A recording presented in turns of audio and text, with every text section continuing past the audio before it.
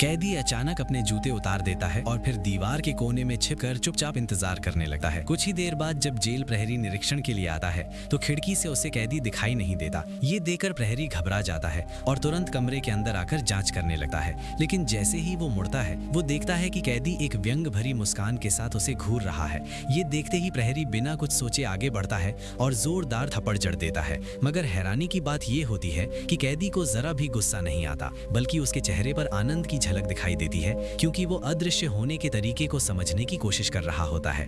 अगले दिन जब प्रहरी फिर से खिड़की से निरीक्षण करता है तो उम्मीद के मुताबिक कोठरी में कोई नजर नहीं आता। इसी पल प्रहरी के दिमाग में अचानक एक विचार आता है। वो तेजी से ऊपर देखता है और देखता है कि कैदी दीवार से चिपकर लटका हुआ है। ये दृश्य देखते ही प्रहरी गुस्से से तिलमिला उठता है और अपनी डंडे से उस पर जमकर हमला करता है। लेकिन कैदी बिना कोई प्रतिक्रिया दिए सब कुछ चुपचाप सहता रहता है। जब प्रहरी कोठरी से चला जाता है तो कैदी के चेहरे पर एक रहस्यमयी मुस्कान उभर आती है। पिछली कई असफलताओं के बाद युवक गहराई से सोचता है और आखिरकार उसे असली समस्या समझ में आ जाती है। वो धीरे धीरे अपनी बाहें फैलाता है और अपनी परछाई के साथ तालमेल बिठाकर अभ्यास करने लगता है। जब अगले दिन प्रहरी निरीक्षण के लिए आता है तो उसे जमीन पर सिर्फ कैदी की परछाई दिखाई देती है। लेकिन युवक खुद एक बार फिर गायब हो चुका होता है। पिछली गलतियों से सबक लेते हुए इस बार प्रहरी बहुत ध्यान से तलाश करता है, लेकिन आगे जो होता है वो उसे पूरी तरह से स्तब्ध कर देता है।